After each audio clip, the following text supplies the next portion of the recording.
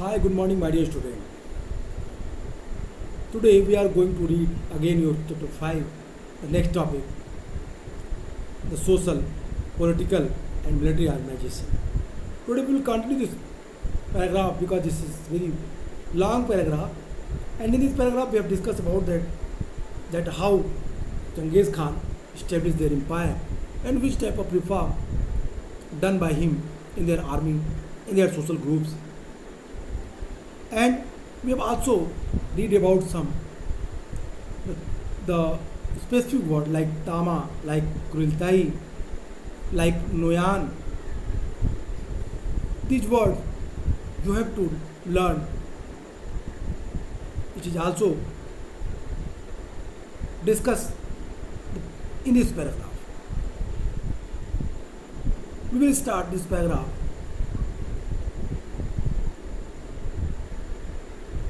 from Genghis Khan's, I mean to say that the fourth paragraph of this topic. The Genghis Khan had already fashioned a rapid courier system that connected the descendant area on his regime. Fresh mountain and dispatch riders were placed in outposts at regularly the specific distance from the maintenance of this communication system. The Mongols nomad contributed a tenth of their herd, either horses or livestock. As provisions, this was called the Kubukur tax levy that the nomads paid willingly for the multiple benefits that it brought. The courier system, YAM, was further refined after Genghis Khan.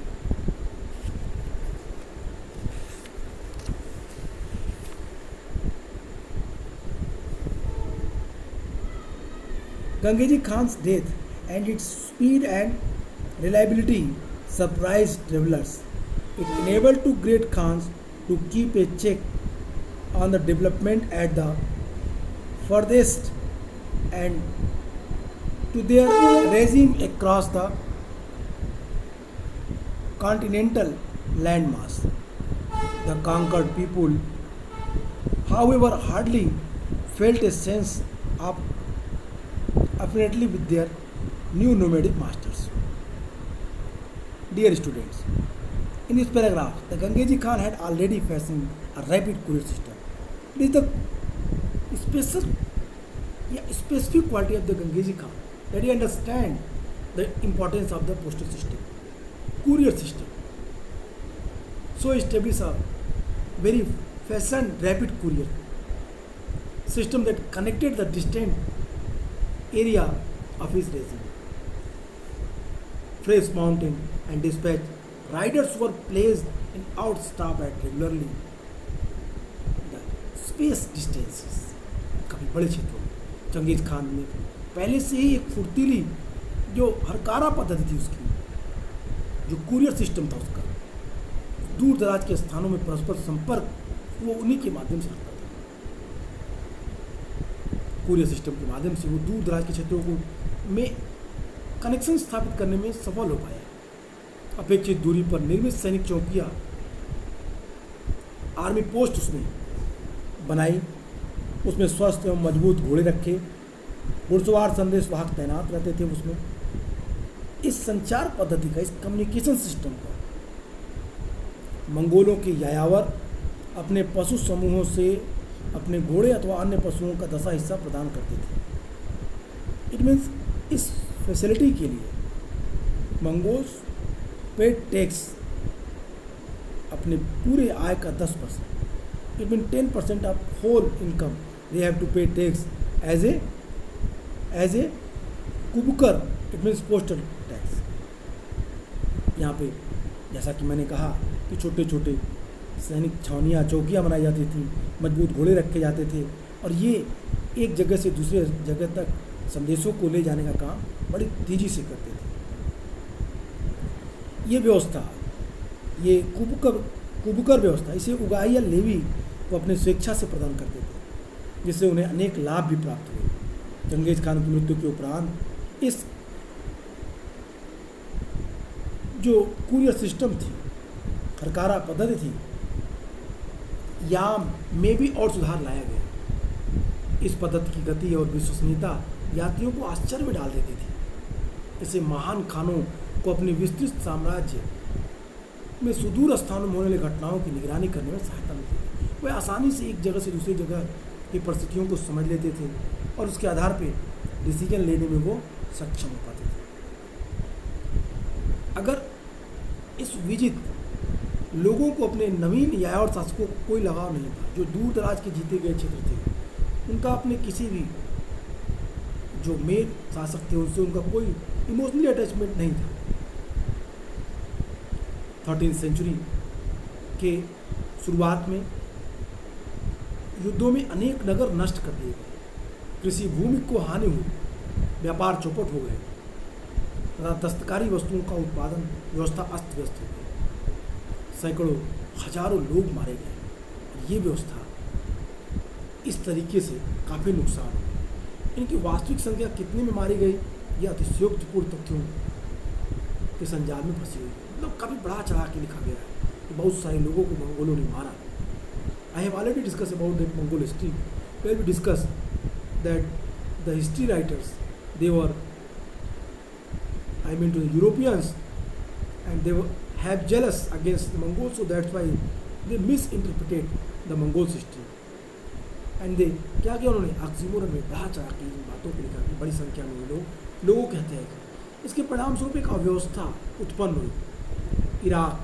Iran के शुष्क पठार में भूमिगत नहरों को, जिन्हें कनात कहा गया, कि नियमित रूप से मरम्मत कार्य संभव नहीं हो पाया।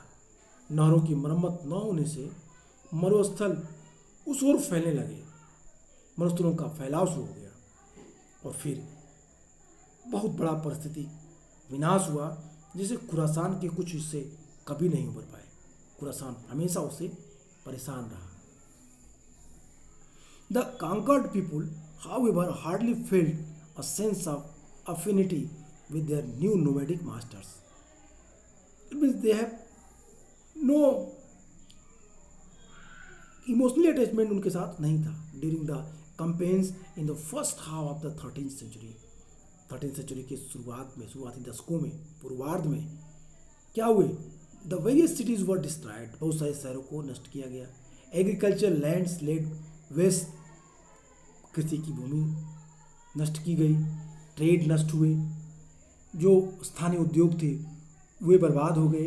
And tens thousand of the people, और बहुत बड़ी संख्या में लोग मारे गए, जिनकी संख्या को व्याख्यायित नहीं कर सकते, एक्सप्लेन हम नहीं कर सकते।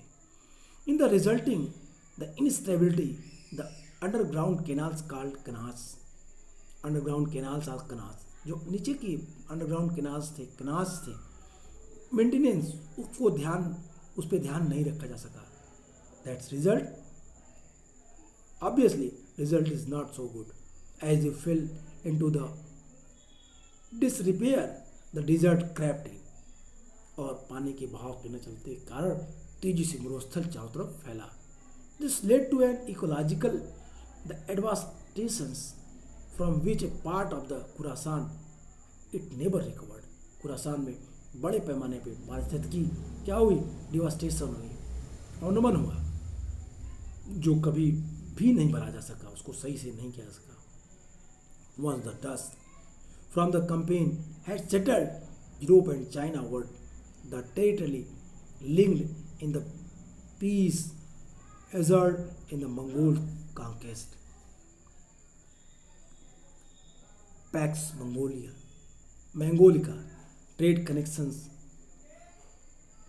The matured commerce and travel along the Silk Road reached its peak under the Mongol, but unlike before, the trade routes did not terminate in China. They continued north into Mongolia and to Karakoram, the heart of the new empire. Communication and ease of the travel was vital to retain in the coherence of the Mongol regime, and the travel were given a pass Paja in Persian, Jarej in Mongolian. For safe conduct, traders paid the Baj tax for the same purpose, all acknowledging thereby the authority of the Mongol Khan. This is the very strange matter. Having read this paragraph, we can understand the proper system developed in the Mongol Empire. Trading system. The trade tax was fixed. If the trade tax was given by traders, they have no face any type of difficulties in the trade route. उन लोगों ने पूरी व्यवस्था की. जब सैन्य अभियानों में विराम आया, जब सैन्य अभियान रुके, मिलिट्री कैंपेन रुके, तो चीन के बहुत सारे क्षेत्र पे परस्पर एक दूसरे से इंटरकनेक्ट हो गए. मंगोलों की विजय या पैक्स मैंगोलिका के बाद उत्पन्न स्थिति से व्यापारिक संबंध परिपक्व हो गए. मंगोलों की देखरेख में रेशम मार्ग सिल्क रूट पर व्यापार और भ्रमण अपने शिखर पर पहुंच गया. किंतु पहले की तरह अब व्यापारिक मार्ग चीन में ही खत्म नहीं होते थे. वे उत्तर की ओर मंगोलिया तथा नवीन साम्राज्य के केंद्र काराकोरम की ओर बढ़ गए. मंगोल शासन में सामंजस्य स्थापित करने के लिए संचार और यात्रियों के लिए सुलभ यात्रा आवश्यक थी. सुरक्षित यात्रा के लिए यात्रियों को पास, जिसे फारसी भाषा में पैजा और मंगोलियन भाषा में जरीज कहा जाता था, जारी किए जाते थे. इस सुविधा के लिए व्यापारी बाज नामक टैक्स अदा करते थे, जिसका यह तात्पर्य था कि मंगोल शासक की सत्ता वो स्वीकार करते थे. It means, imagine in your mind the European historians who always blame that Mongols, they were barbarians, they were uncivilized, they have no manner.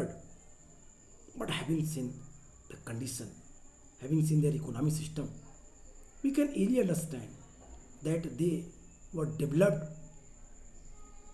economic trade system, tax system, the proper taxation is available in their regime. We have also seen, we have also read the courier system, which play very important role to interconnect their empire one place to other place. In other words, we can say that throughout whole empire from Europe to Asia, they connected with the courier system. It was well developed. It was explained by the contemporary history. एक पूरी व्यवस्था दिखाई देती है हमें, एक पूरा विकास दिखता है हमें. If you will see this map, in this map you can see the trade routes. The Mongolian campaign under Genghis Khan, that was indicated by red color. The Mongol campaign post 1259. और फिर रेशम मार्ग के बारे में दिखाया गया, रेशम मार्ग की दिशा को दिखाई गई है, सिल्क रूट को दिखाई गई जो ब्लू कलर से है. आप इन चीज़ों को देखिए, समझिए और फिर आप कल्पना करें कि किस तरीके से भारत का साम्राज्य इतने बड़े क्षेत्रों में रहा होगा. That is the very important things. One who blame, one who questioned on the Mongolian Empire, their whole thought that was biased against. हम कह सकते हैं कि वो पूरी तरीके से पूर्वाग्रह ग्रसित थे, इसलिए वो ऐसा लिख रहे थे, इसलिए उन्होंने इस तरह की बातें अनर्गल प्रलाप की. अब इसके बाद अगर आप देखिए तो कहता है the contradictions between the nomadic and the sedimentary element within the Mongol Empire as through the 13th century. In the 1230, the example as the Mongol waged their successful war against the China dynasty. In North China, there was a strong pressure group within the Mongol leadership that advocate the massacre of all peasantry and the conversion of their fields into the pasture land. But by the 1270s, when South China was annexed the Mongol Empire after the defeat of the Sung dynasty, Genghis Khan's grandson, the Kublai Khan, 1294, appeared as the protector of the peasant and the cities in the 1290s. The Mongol ruler of Iran, Ghazan Khan, 1304, a descendant of Genghis Khan, youngest son of Tolui, warned family members and other generals to avoid the plunging the peasantry. It did not lead to stable, prosperous regime. He advised in speech whose sedentary the overtones would have made the Genghis Khan shudders. Here we have seen that view of their successor that was gradually changed. बदलाव हो रहा है। 13th century में मंगोलों ने अपने जो घुमक्कड़ी पेशे थे, स्थानबद्ध समुदायों में उनका जो विरोध था वो कम होता गया। That means in this paragraph we can see that Mongol rulers taking interest in agriculture. उन्होंने खेती में कुछ ध्यान दिया। कैसे? वो कहता है कि जो आपसी विवाद उनको संपन्न खत्म करने का प्रयास किया। उदाहरण 1230 जो एग्जाम्पल के रूप में ले तो 1230 के डिकेट्स में जब मंगोलों ने उत्तरी चीन के चीन वंश के विरुद्ध युद्ध किया और उसमें सफलता प्राप्त की, तो मंगोल नेताओं के एक क्रुद्ध वर्ग ने, एक नाराज ग्रुप्स ने, एंग्री ग्रुप्स ने दबाव डालकर यह विचार रखा कि समस्त पीजेंट्स की हत्या कर दी जाए। जब Mongols when the Mongol army conquered the Chinese territory, the army general, military generals, angry military generals, they wanted that a great assassination of the peasants in the Chinese area, but the king denied. राजा ने मना कर दिया। उसने कहा जब लोगों ने कहा कि समस्त कृषकों को मार डाला जाए और कृषि भूमि को चरागाह भूमि में परिवर्तित कर दिया जाए, परंतु 1270 के डिकेट्स तक आते आते सुंग वंश की पराजय के उपरांत दक्षिण चीन को मंगोल साम्राज्य में सम्मिलित कर लिया गया।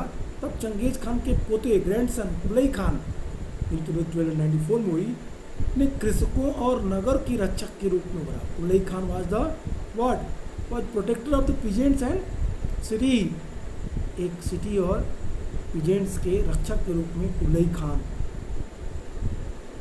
क्या हुआ, अपने को इंट्रोड्यूस किया। Kublai Khan appeared as the protector of the peasants and the cities.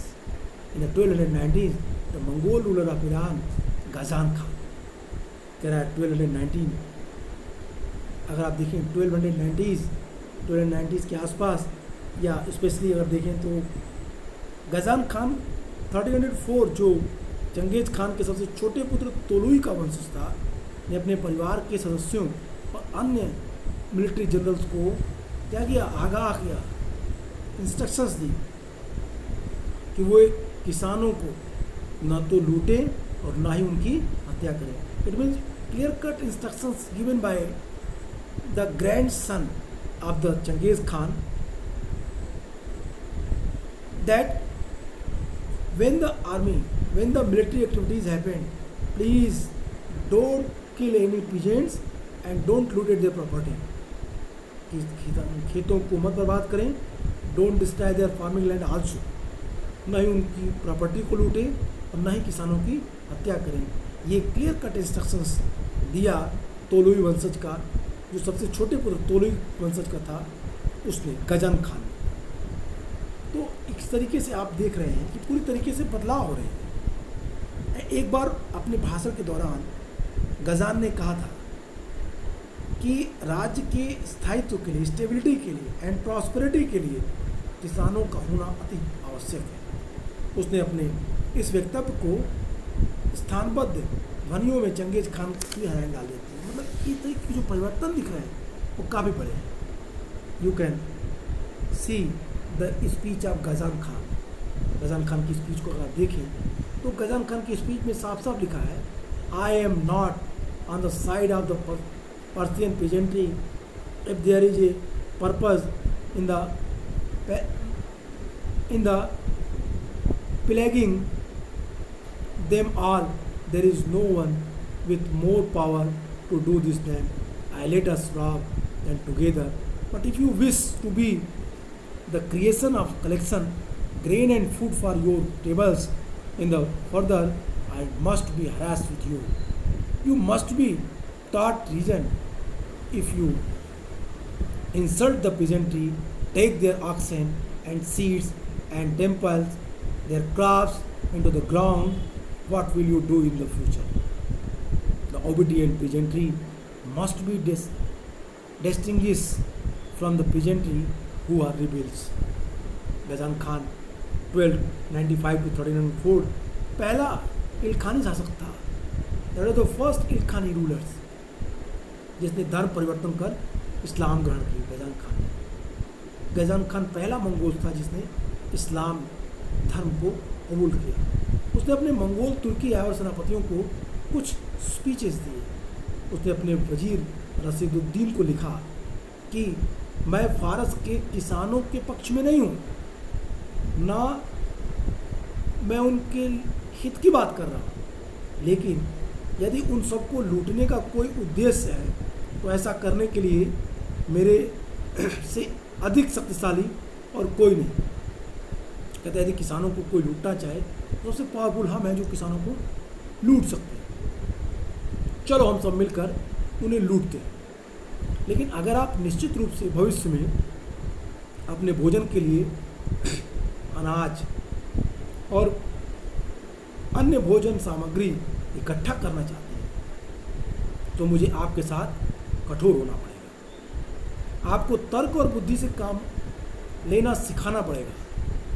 यदि आप किसानों का अपमान करेंगे, उनके बैल और अनाज के बीज छीन लेंगे, अनाज बैल और उनके बीज उनसे छीन लेंगे, उनकी फसलों को कुचल डालेंगे, तो आप भविष्य में क्या करेंगे? एक आज्ञाकारी किसान या कृषक वर्ग बाद में खुद ही विद्रोही कृषक वर्ग के रूप में अपने को कन्वर्ट कर लेगा और वो दोनों तरीकों से साम्राज्य के लिए नुकसानदायक है. It means here Ghazan Khan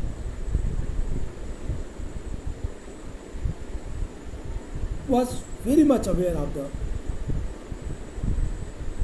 problem of the peasants that was looted on that time. He also aware of that if we will kill the peasants, if we will destroy their farming land, if we will loot their property, how can it possible that they are farming in their land? In future, from which sources we have collected the grains for fulfill our stomach? So that's why even I am most powerful, even I am able to loot them, I strictly instruct you, please don't do it. आप ऐसा ना करें. This instruction is in favor of the peasants, and the sense of this speech you can understand the stability of the Mongolian empire and the development of the economy. And again, from the Gangeji Khan's right itself, the Mongol had recruited civil administrator from the conquered societies. They were sometimes moved around Chinese secretaries deployed in Iran and Persian in China. They helped in the integrating the distant dominions and their backgrounds, and training were always useful in the blunting the harasser age of the nomadic production on the sedimentary life. The Mongol, their masters, and these administrators could sometimes command the considerable influence in the 1230s. The Chinese minister Ye Lu Chu I muted some of the Ogudois. More the rapacious instance that Giovanni family played a similar role in the Iran to the later half. The Rasiduddin drafted the speech of the Ghazan Khan delivered to his Mongol the compatriots, asking them to protect, not harass the peasantry. Changez Khan के शासन काल में मंगोलों ने विजित राज्य से नागरिक शासकों को अपने यहाँ भर्ती कर लिया, अपॉइंट किया। उन्हें कभी कभी एक स्थान से दूसरे स्थान पर भेजा भी जाता था, ट्रांसफ़र भी किया जाता। जो चाइनीज सेक्रेटरी को ईरान और ईरानी सेक्रेटरी को चाइना में ट्रांसफ़र करके अपॉइंट किया गया। इन परिस्थितियों में जो दूर दराज के राज्य थे को एक साथ यूनाइट करने में उनको मदद मिली। विद्रोह न हो सके इसलिए उन्होंने ट्रांसफरिंग सिस्टम को चलाया। यहाँ तक पहुँचते पहुँचते मंगोल्स ने स्थायी जीवन जीना शुरू कर दिया। खाना बदोशी, लूट मारों की धार कम हो गई। मंगोल शासकों का भी इन पर तब तक विश्वास बना रहता था जब तक ये प्रशासक अपने स्वामियों के लिए कर इकट्ठा करके क्षमता बनाए रखते थे। इनमें से कुछ जो एडमिनिस्ट्रेटर थे काफ़ी प्रभावशाली थे और अपने प्रभाव का उपयोग खानों पर भी करते थे। उदाहरण के लिए 1230 के दौरान चीनी मंत्री येलो चुत्साई ने ओगोदोई को लूटने वाली प्रवृत्ति को परिवर्तित कर दिया। जुबैनी परिवार ने भी ईरान में 13वीं शताब्दी में क्या किया? जुबैनी परिवार ने भी ईरान में 13वीं शताब्दी 13th सेंचुरी में के उत्तरवर्ती चरण लास्ट फेज में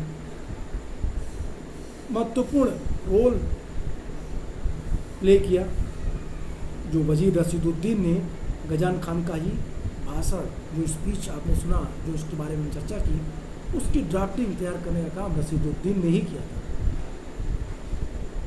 जो मंगोल देशवासियों के समक्ष दिया उसमें उसने कृषकों को सताने के बजाय उनकी रक्षा करने की बात की थी।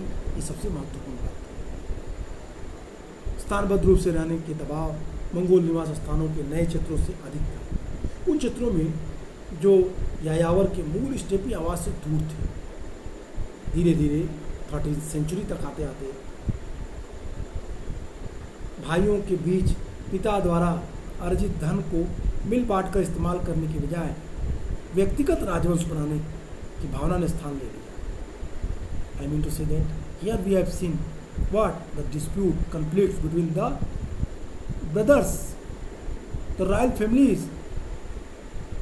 Here we focus to not control and establish the boundary which was established by the Genghis Khan, but also they established their own dynasty with his own name. That is very strange. और यहीं से मंगोलों का पतन, पराभव दिखाई देता है। Mongol empire नष्ट होना शुरू होता है। अब ये लोग आपस में अपने नाम के वंश को शुरू कर दिया बनाना। अब व्यक्तिगत राजवंश बनाने की भावना ने जो स्थान लिया था और हर एक अपने उलूस, जिसका तात्पर्य अब क्षेत्रीय यानी अधिकृत क्षेत्र का स्वामी हो गया था, यह अंततः उत्तराधिकार के लिए संघर्ष का परिणाम था, जिसमें चंगेज खान ने वंशजों के बीच महान पद के लिए तथा उत्कृष्ट चरागाही भूमि के लिए, पास्चर लैंड के लिए भूमि पाने की होड़ होती थी, समाप्त होने लगी। चीन और ईरान दोनों पर शासन करने के लिए तोलोई के वंशजों ने युवान और इल्खानी वंशों की स्थापना की। जोची ने सुनहरा गिरोह गोल्डन हार्ट्स का गठन किया और रूस के स्टेपी क्षेत्रों पर राज किया। चगताई के उत्तराधिकारियों ने तुरान के स्टेपी क्षेत्रों पर राज किया, जिसे आजकल तुर्किस्तान कहते हैं। That is known now that time Turkestan. Turkey. यह बात ध्यान देने योग्य है कि मध्य एशिया, चगताई वंश तथा रूस के गोल्डन हार्ट के स्टेपी निवासियों में यायर परंपराएं सबसे अधिक समय तक चली। It is very strange. If you will see the whole condition, you can understand that what we are saying. The result is very clear. The descendant of the Tolui had come to rule both China and Iran, where they had form the Yuan and second Khani dynasties. Ilkhanid dynasties, descendant of Jochi, formed the Golden Horse and ruled the Russian steppes. The Chagatai successors ruled the steppes on Transoxiana and the land called Turkestan today.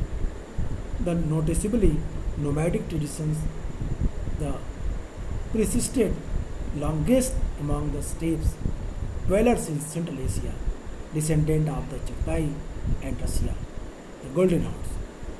The gradually separation of the descendants of Gangezi Khan into separate lineage groups implied that the connection with the memory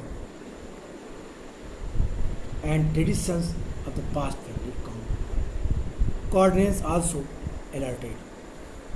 Genghis Khan के वंशजों ने धीरे धीरे अलग होकर पृथक पृथक समूहों में बट जाने का तात्पर्य था कि पिछले परिवार से जुड़ी हुई परंपराएं, पिछले परिवार से जुड़ी सामंजस्य सब में बदलाव, चेंज आना.